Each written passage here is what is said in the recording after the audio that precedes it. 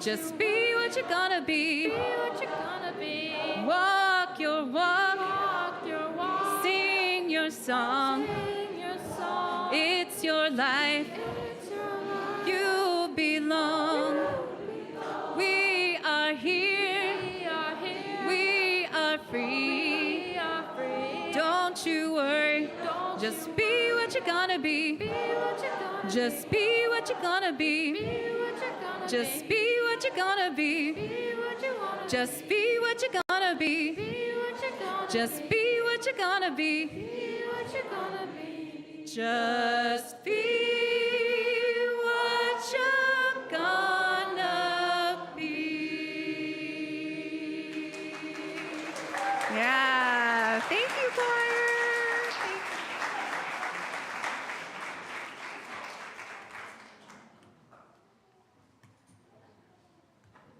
Good morning.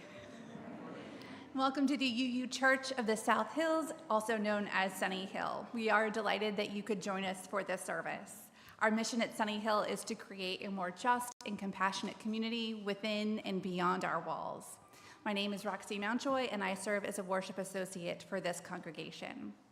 If you are a newcomer or a visitor to this congregation, please go to sunnyhill.org and click on the button that says New to Sunnyhill to receive more information about our congregation and to receive our weekly email newsletter. Also, if you'd like to be greeted as a newcomer after the service, please take a red mug and members will seek you out to make sure that you are warmly welcomed. And if you're joining us online today, please say hello in the comment section on Facebook or YouTube. We'd like to hear from you and extend you a welcome as well. We welcome children of all ages to our service. For Quiet Play, we have a children's area here in the sanctuary. For louder activities, we have a nursery just outside the corner entrance to the sanctuary. We also have a comfort room accessible through the back hallway from which you can hear and see the service. A gentle reminder to everyone, please silence your cell phones so we can enjoy the service uninterrupted by buzzing or ringing. Our Share the Plate beneficiary for the month of August is Global Links, a Pittsburgh-based nonprofit dedicated to improving health in communities with need. Since 1989, Global Links has been sharing surplus rescued from the U.S. healthcare system and collaborating with government officials, healthcare professionals, community organizations, and community leaders to develop projects that support public health goals both internationally and domestically by improving access to quality healthcare and needed materials. We'll be passing the offering baskets later in the service, but for now we would like to welcome Global Links Program Director Danny Tremblay, who will tell us more about the organization.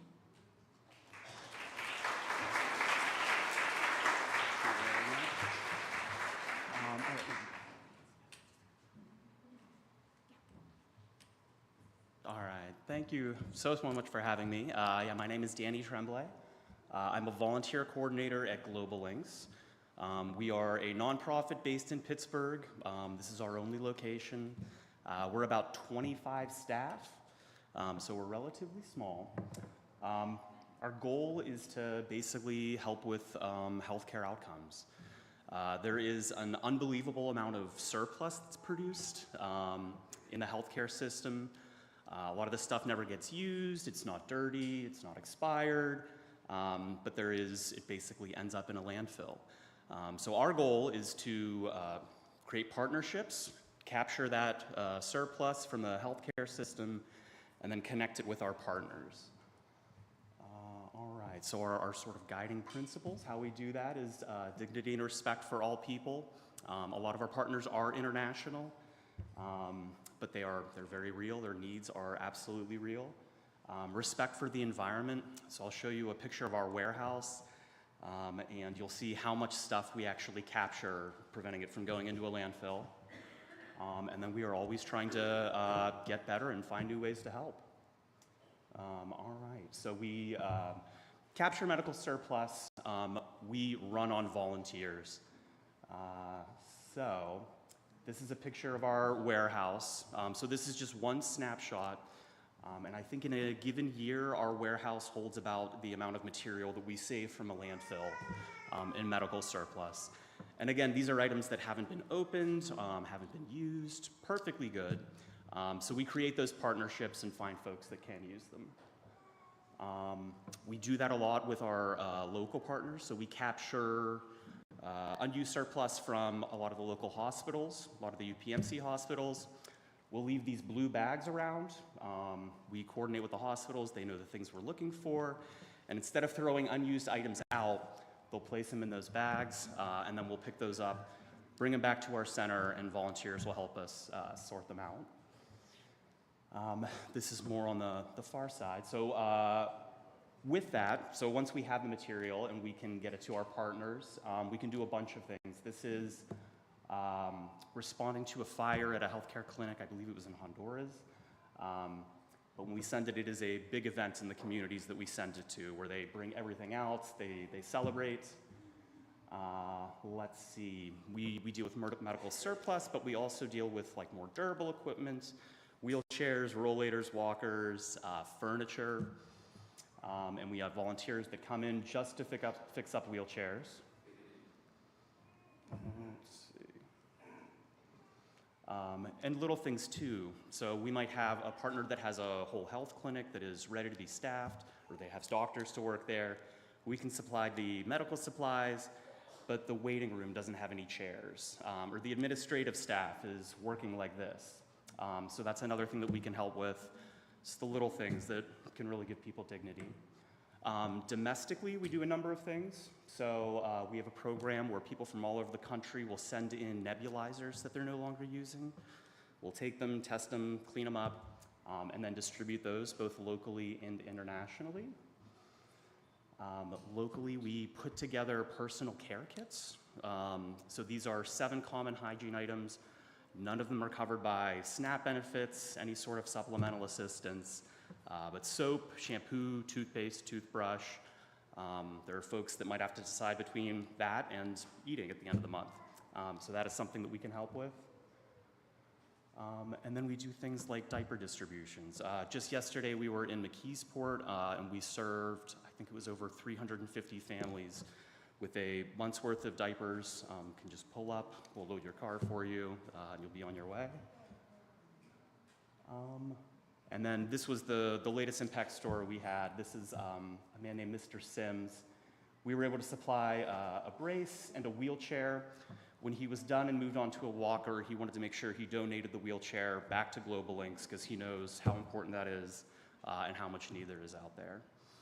So you can see there is a lot of things that we do, but we are grateful for all of the help and all of the support.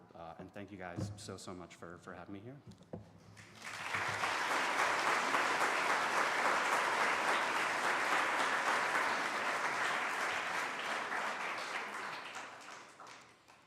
Today's sermon, titled The Long Road to Sunnyhill, A Faith Journey, will be delivered by Sunnyhill's music director, Mary Pratt, who recently completed the sermon writing class taught by Reverend Jim McGaw. For those in our congregation whose spiritual beginnings were in a different faith tradition, the path to Unitarian Universalism can feel like an epic, sometimes tumultuous journey. Mary will share her own journey from Catholicism and reflect on the strength that comes from sharing our diverse spiritual paths and beliefs with each other. Our opening words were written by Monica Jacobson Tennyson. What is it that calls you here, that calls you onward, that calls you inward, that leads you homeward? What is it that gives you the power to make the change, to ask that question, to take that journey? What is it that says you have done well, that asks you to learn more, that brings you to stillness, that holds you up in hard times? It is relationship, the beating heart of our faith. It begins when we share this hour, our truths, this air, our hearts. Come, let us worship together.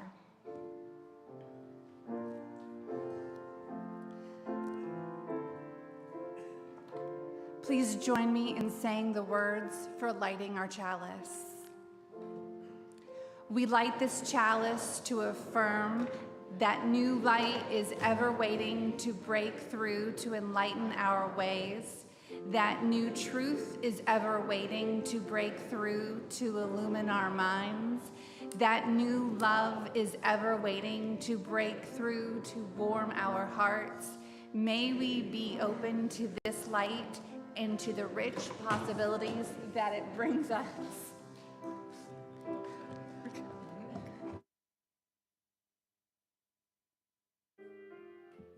Please rise with me in solidarity. Join in singing our opening hymn.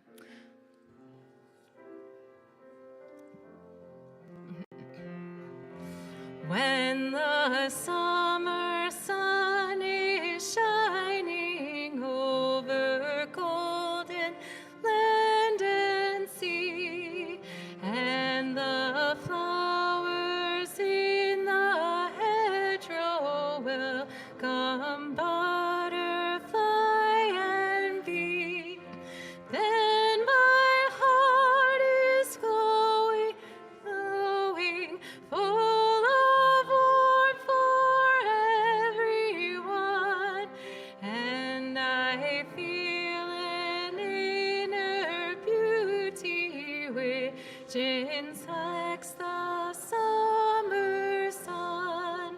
When the summer clouds of thunder bring the long-awaited rain, and the thirsty soil is moistened, and the grass is green again, then I long for summer sunshine, but I know that clouds and tears are a part of life's refreshment, like the rainbow's hopes and fears. In the cool of summer evening, when the dancing insects play, and in garden, street, and meadow linger echoes of the day, then my heart is full of yearning, hopes and memories flood the whole of my being, reaching inwards to the corners of my soul. Thank you. Please be seated.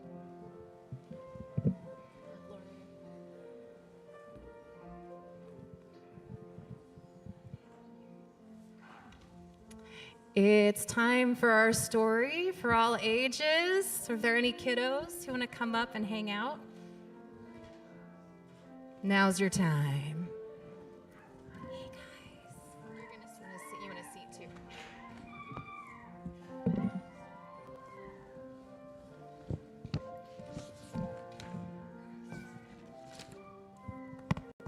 Have a seat here. Oh, very cute. Very sweet. Aw. Hey, Lori. Hi. Do you know what's happening in a couple of weeks? Yeah, school's starting. You know what that means. Time to start dreading the next year of homework, tests, and class. Oh, okay. Well, I was actually thinking more along the lines of like new school supplies and new clothes. Come on, you love shopping for new clothes. Yeah, but there's a part before that that I don't particularly enjoy. What do you mean? Yeah, and you always make me go through all my clothes before we get new ones. Oh, yeah, no, that's true. I'm a stickler for the pre-shopping clothing inventory. Anyone else? Yeah? I see you. Do you guys have to do that too? Do your parents make you go through your clothes? Yeah. PJs all the way. Love it.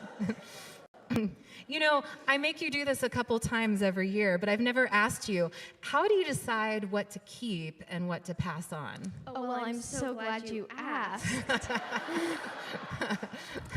I have 4 questions that I ask always when I'm going through clothes. First, do they fit? That makes sense. If they do they feel like they're for my age? Then, I'm multigender, so I need to think about whether the clothes work for my gender expression. Finally, I think about if I'll really wear them, like a lot. It's quite the process. Is it similar for you guys when you have to go through your clothes? Yeah? No. PJs all the way. We all do it. Maybe your parents do it for you. Yeah, they just appear. The clothes are there. So, Lori, for you, tell me, what's left when you're done? Are there older things, newer things, both? Well, a lot of newer things, but some older things, especially my comfiest jeans. Oh, that's you. That's totally you. I agree. Me too. Switching gears, does anyone have a guess how long our church, Sunnyhill, how long ago it started? Do you know? Yeah. 8,000 billion years. Sometimes it feels like that. What do you think? Before the dinosaurs. 100 years ago. You're closest. But we're still going over. 1980 something. That's a good guess. Yeah.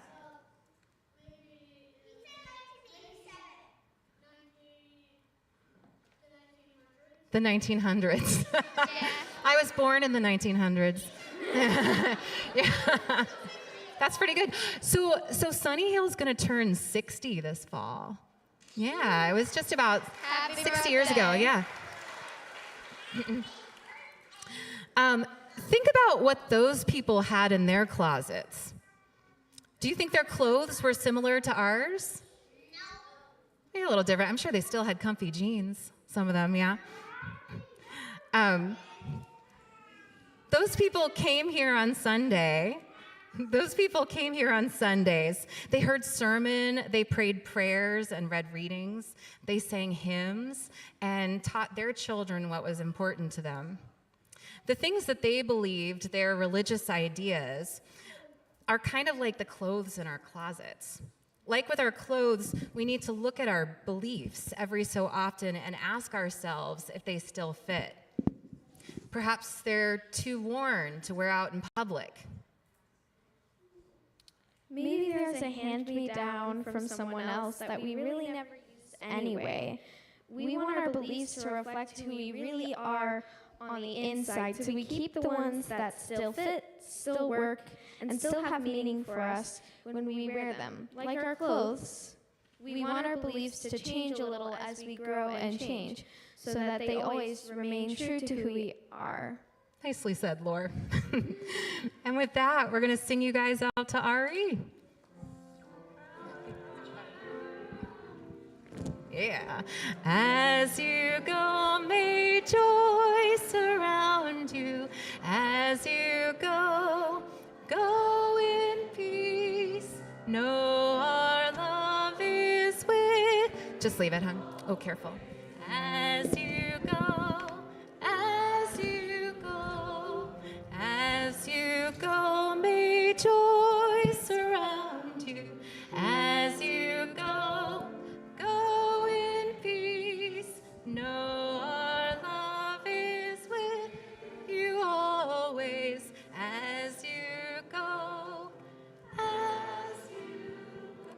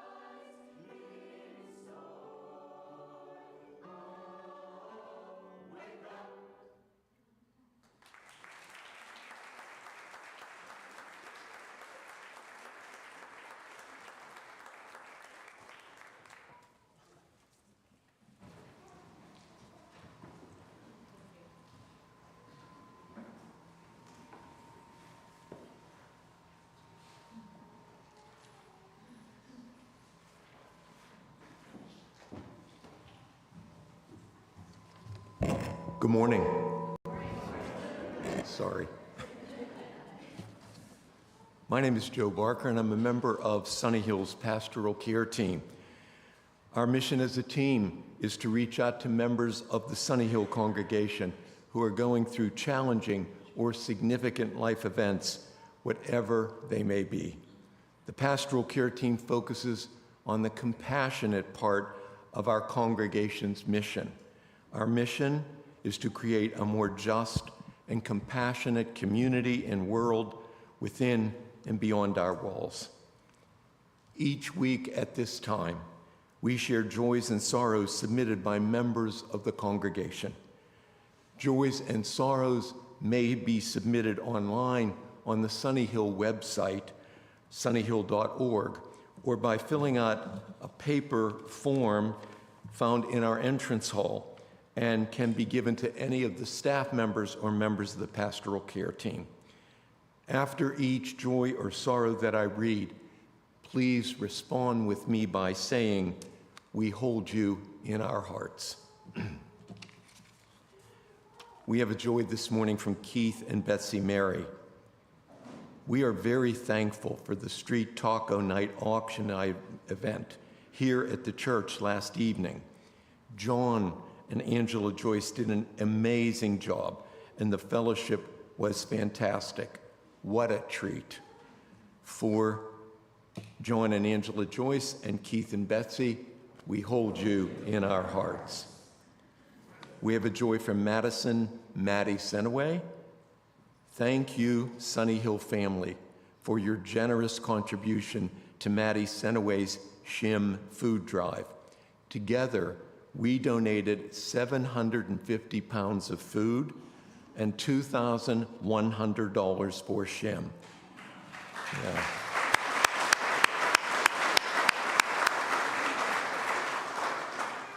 We truly are neighbors helping neighbors. For Maddie and for Shim, we hold you in our hearts. From Phil Cassidy, he has a joy and a sorrow.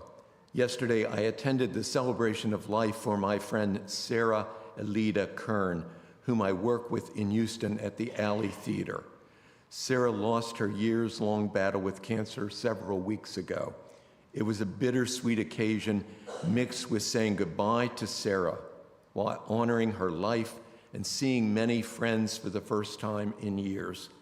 I'm happy in the knowledge that she is no longer in pain, but sad that she will be missed by her husband Frank, her children Nola and Finn, and many other family and friends. For Phil and his friend Sarah, we hold you in our hearts. We have a sorrow from Bethany Thornton. Bethany isn't here this morning because she's at home with COVID. She's watching online and cheering Mary on this morning. For Bethany and for Mary, we hold you in our hearts. For the joys and sorrows that are unspoken today, as we sing our musical meditation, we invite anyone who feels moved to do so to come forward to the front of the sanctuary, light a candle, place it in the sand, and return to your seat.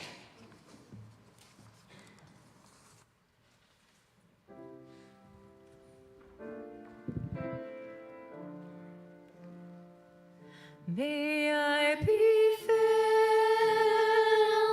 with loving kindness. May I be well. May I be filled with loving kindness. May I be well.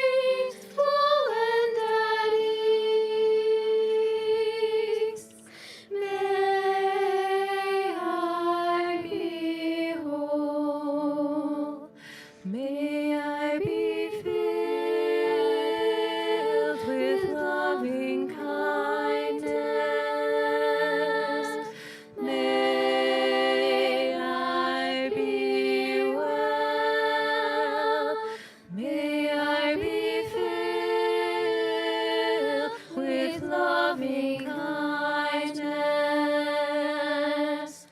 May I be well. May I be peaceful and at ease. May I be whole. May I be filled with loving kindness. May I be well. May I be filled with loving kindness. May I be well. May I be peaceful and at ease. May I be whole. May we be filled. May we be filled with loving kindness. May I be well. May we be filled with loving kindness. May we be well. May we be peaceful and at ease. May we be whole.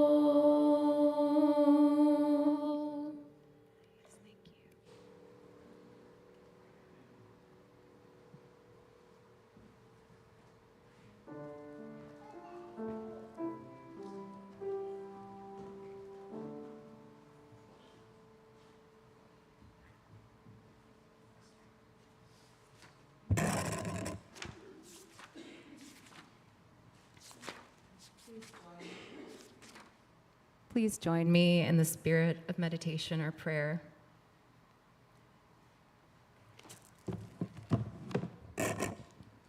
Spirit of life and love, Holy One of our being and our becoming, that which is sacred within, among, and beyond us.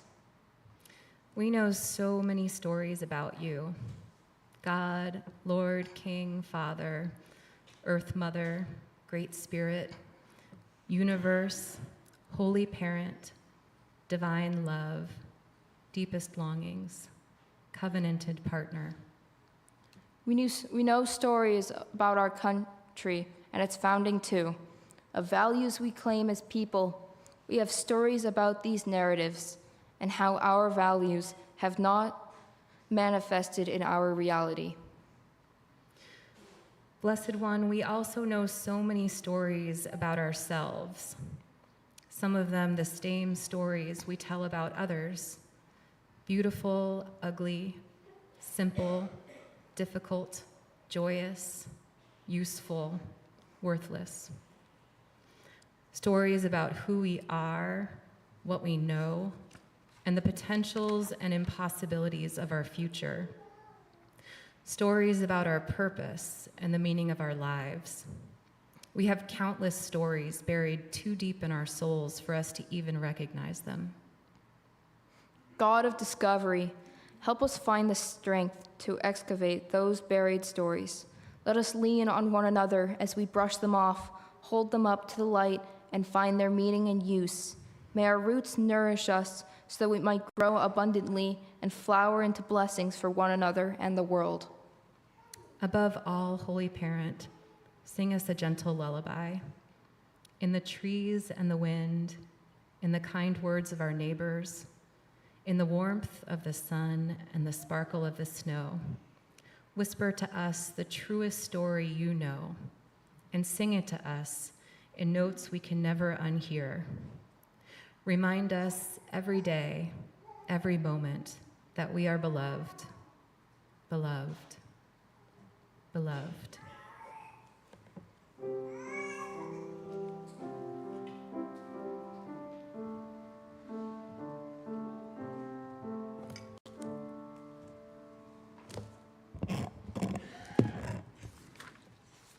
we are.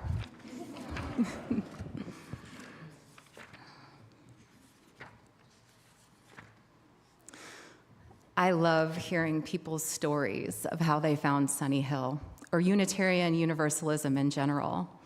My own faith journey started in Catholicism, and I don't think I'm the only one. I know there are a couple of us here, right? Yeah. It started at birth in 1979, as it does for so many. And it took several twists and turns, which landed me here in the fall of 2015. As a fairly new UU, I'm curious about what it was like for those who grew up in this liberal faith, so different from my own experience on the more conservative end of things. And I love hearing the story of others who, like me, started out in a different tradition and then felt called or pushed to search elsewhere. It helps me to better understand my own search for truth and where I am on that path at this moment.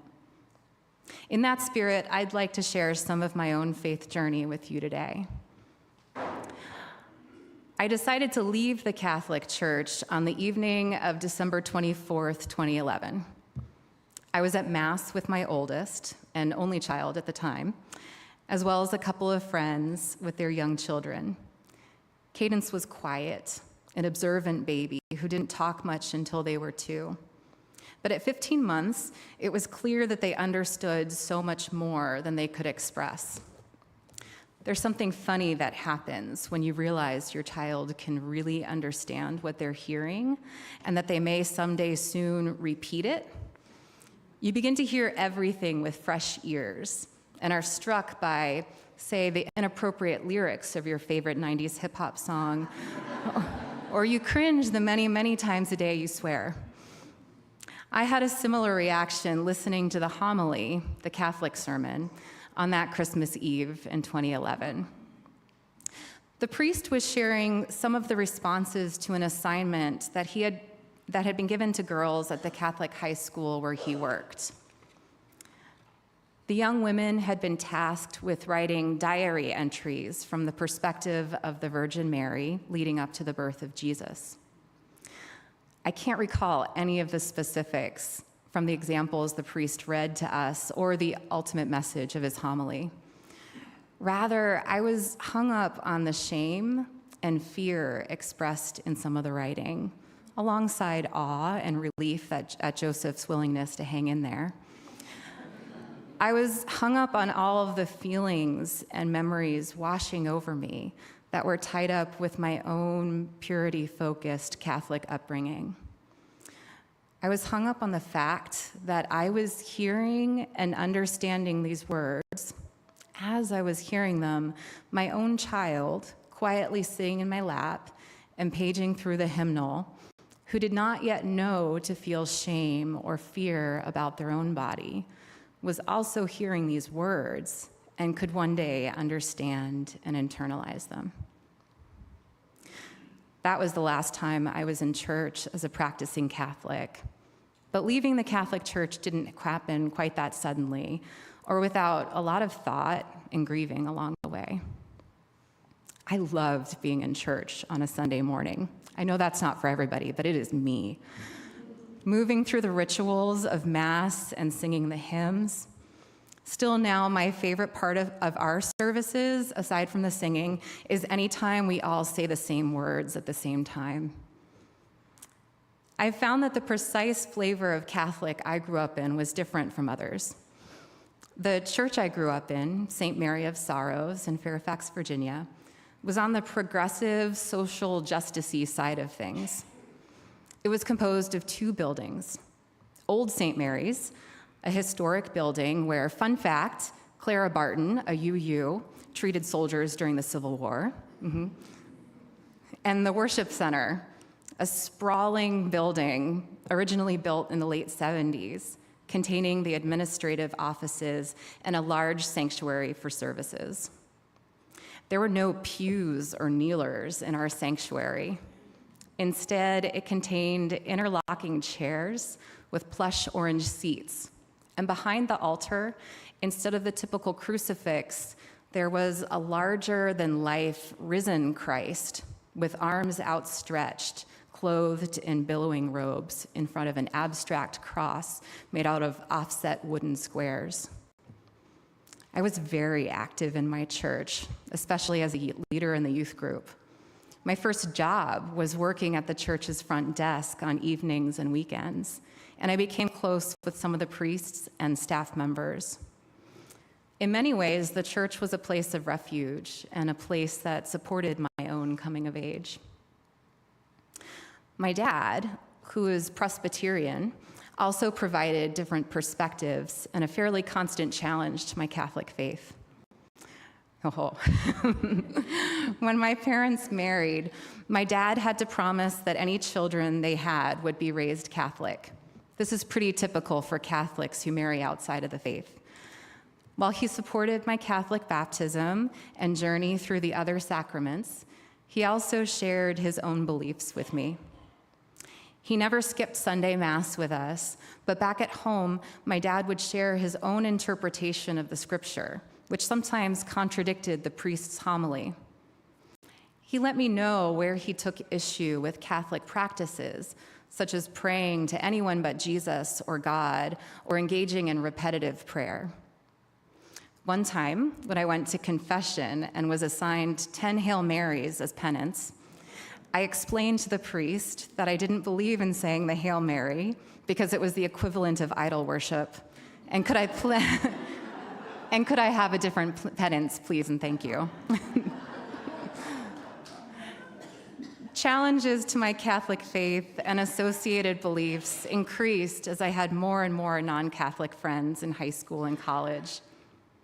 I did continue to attend Mass when I left home and came to Pittsburgh for school, though not every Sunday, not by a long shot. As my world grew, I noticed my beliefs shifting when I examined them. I was really curious and open to other religions and ways of believing or non-believing. Many of my closest friends identified as atheist or agnostic. I began to realize there were many paths to God, or whatever that might be. Catholic and Presbyterian were both valid, I was taught, so why not others? I didn't think God was particularly interested in my love life, and I no longer believed that homosexuality or missing Mass on Sunday counted as trespassing against God. And while I was really no longer convinced that sin, the kind you need to confess and be absolved of in order to get into heaven, was really a thing, or the most helpful way of reframing right and wrong. By my late 20s, when I met my husband, Jason, I fully identified as an a la carte Catholic. And again, there are many of those. There was plenty about the Catholic faith that I did not believe or took issue with, but I still got something out of the rituals and being a part of the larger Catholic Church, along with much of my extended family. And when Jason and I were engaged, it was still important to me to be married in the church, to go through that sacrament of marriage. Jason, who was raised atheist, was a good sport and willingly went along with the pre-cana classes and the meetings with priests and the signing of forms that were required. He also had to sign a contract promising that he wouldn't interfere with my raising our children as Catholic. And I had to sign a contract promising to baptize our children and to usher them through the same Catholic sacraments I had received. However, when Jason and I became parents and that reality hit, we ultimately decided not to baptize our babies. The decision came after many discussions, many emotionally charged and sleep-deprived discussions. The main issue for Jason was that he really wanted baptism to be something that our children could choose for themselves. And I eventually came to the conclusion that I could still expose our children to the parts of Catholicism that I found helpful without baptizing them as babies. But breaking that contract I had signed felt really big. and it was painful. Baptism was a given in my extended family, and I felt the distance and the grieving that my decision caused. Those postpartum years were pretty difficult, and not just because of the shift from my family of origin. As a new mom, I began to have intrusive thoughts about death. My imagination would play out vivid scenes of something happening to me or my husband or my baby, and I had a difficult time disconnecting from the waking nightmares. It was in the midst of this that I attended that fateful Christmas Eve Mass and ultimately left the Catholic Church entirely. I was pretty much in a full-blown crisis of faith at that point, questioning everything I had known or believed about God, salvation, and eternal life in heaven. I was constantly living in fear of death for myself and my loved ones, being permanently disconnected from my new little family, and lacked any hope for reunification in some afterlife. There are many labels that fit what I was going through: postpartum anxiety, depression, and maybe existential crisis, to name a few. And I'm sorry to say that in my overwhelm as a new mom, I really didn't reach out for the professional help I really needed. I did try to read and research everything I could about what I was experiencing, which is my typical way of coping with just about any challenge. I feel like I can read my way through it. I learned that my experience was not uncommon. The leading hypothesis was that the brains of new moms were primed to evaluate and anticipate dangers in their environment, and that tendency could spiral out with all the hormones flooding our system. I also began to notice that my intrusive thoughts, and especially visions, were worse after watching more violent or scary shows and movies. I had to say goodbye to my steady diet of crime drama shows. And that, along with the knowledge of what was going on in my brain, was helpful. I was even able to employ some of the skills that I had learned from my years of working on a crisis hotline when we really needed to help callers ground in reality. I would focus on my senses and immediate surroundings and repeat the mantra, "I am here, I am safe." All of that was helpful, but I was still struggling spiritually. My faith and my religion had been such a large part of my life and my identity, and I was adrift, still wondering about what would happen. What happens with ourselves, our connections, with all this love when we die? I wanted answers and clarity. What ended up really helping was one of my close friends sharing part of her own faith journey with me. I met my friend while working on the aforementioned crisis hotline in my early 20s. I'm going to call her Grace in honor of the aliases we used when working on the phones. Grace and I hit it off pretty quickly, and our conversations had a tendency to go deep. When our hotline was closed, just 1 week after I became a mom, Grace was one of the few hotline workers I stayed in touch with regularly. Her son and daughter-in-law had had a baby just a few weeks before I gave birth, and when the kiddos were about 18 months old, we began getting together regularly for play dates. It was during one of these play dates that I tearfully shared my spiritual struggle as we sipped tea and the toddlers played quietly side by side. And Grace shared her own story with me. Grace and I had different faith origins, and while she did not identify with any religion or worship a specific deity, she still felt very connected to the concept of spirit. Much of her belief came from the direct experience of the afterlife she glimpsed during a traumatic childbirth, during which she had hemorrhaged and was clinically dead for several minutes. This is Grace's story, and my description could never fully capture it or do it justice, so I'm not going to try to describe her experience. However, when she returned to consciousness, she continued to feel a profound love and connectedness she felt in death, and held the conviction that that is what awaits all of us. I felt such peace after hearing Grace's story. It wasn't necessarily that I believed her experience was the truth, capital T. Her answer to the kinds of questions I was asking was informative, though, even if it didn't provide me with certainty. This was Grace's truth, her belief, and for me, that was enough to bring some sense of peace and possibility. I found myself seeking out other descriptions or ideas about afterlife, as described and believed by other faith traditions, and especially through creative explorations and works of fiction. And I sought out conversations around religion and how others traveled along different paths from their spiritual beginnings. If you're into podcasts, On Being with Krista Tippett is a podcast that I found especially nourishing during that time. I honestly still don't know what I believe about what happens to us when we're gone. I know what I'd like to believe and what brings me comfort. And I know I like to think about and imagine all the possibilities. I'm no longer looking for certainty or clarity.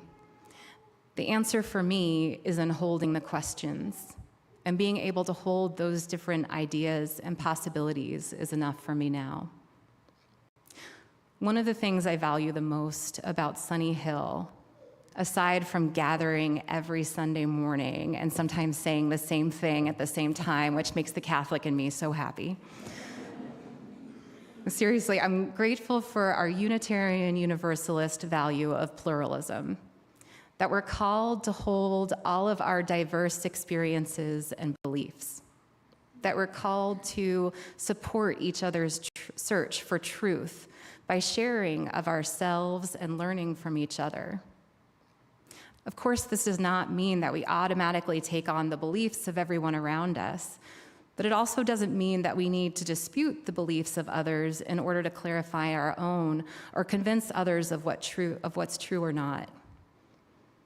Unitarian Universalism gives us the space, kind of the container, to hold all of these disparate truths at the same time.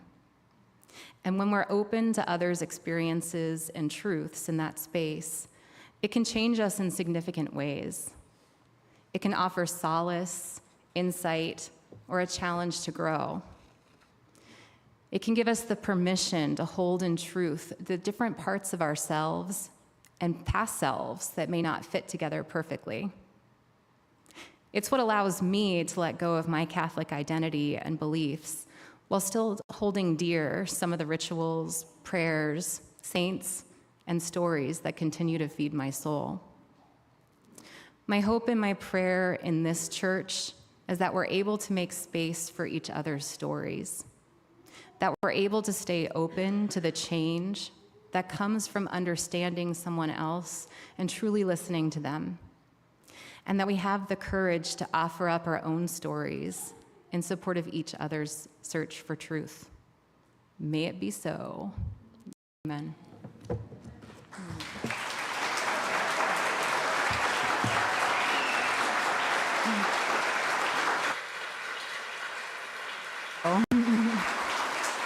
Please give me a standing ovation. Rise to sing our hymn.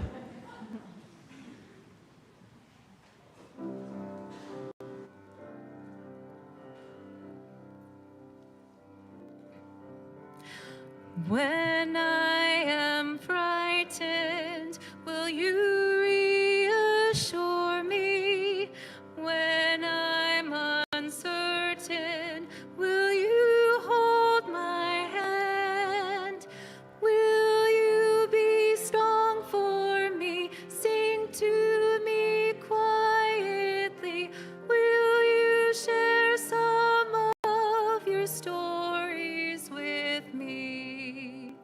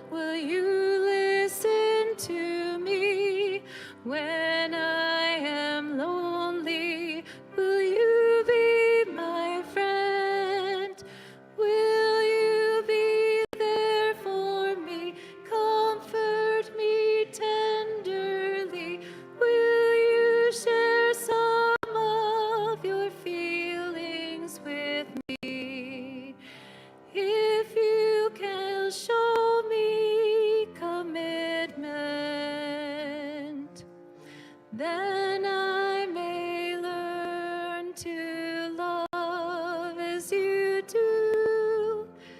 Then I may learn to love. Thank you. Please be seated.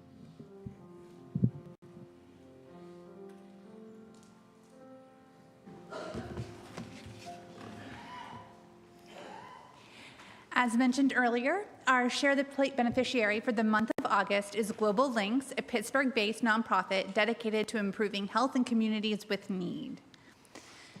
You may make a gift online on our website or by text at 412-324-3130. We will be passing our offering baskets for cash and checks in just a moment. If you're writing a check, please make it out to UUCSH and put Share the Plate in the memo line.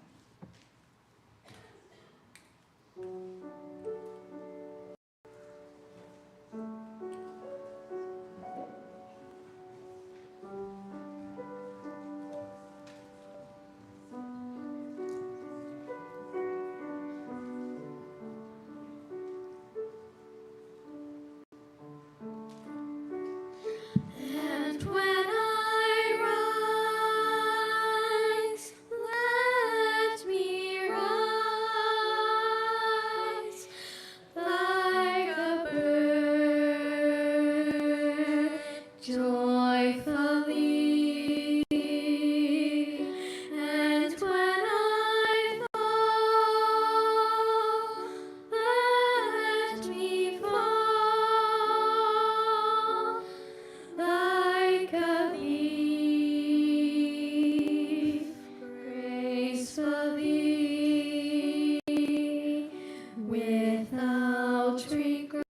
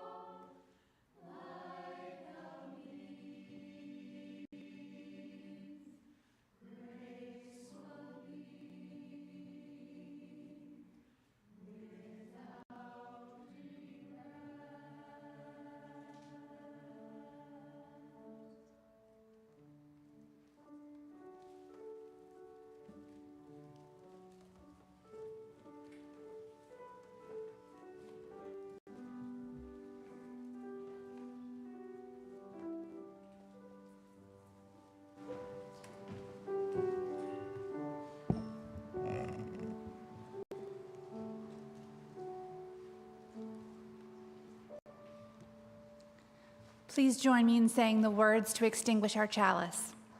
We extinguish this flame, but not the light of truth, the warmth of community, or the fire of commitment. These we carry in our hearts until we are together again.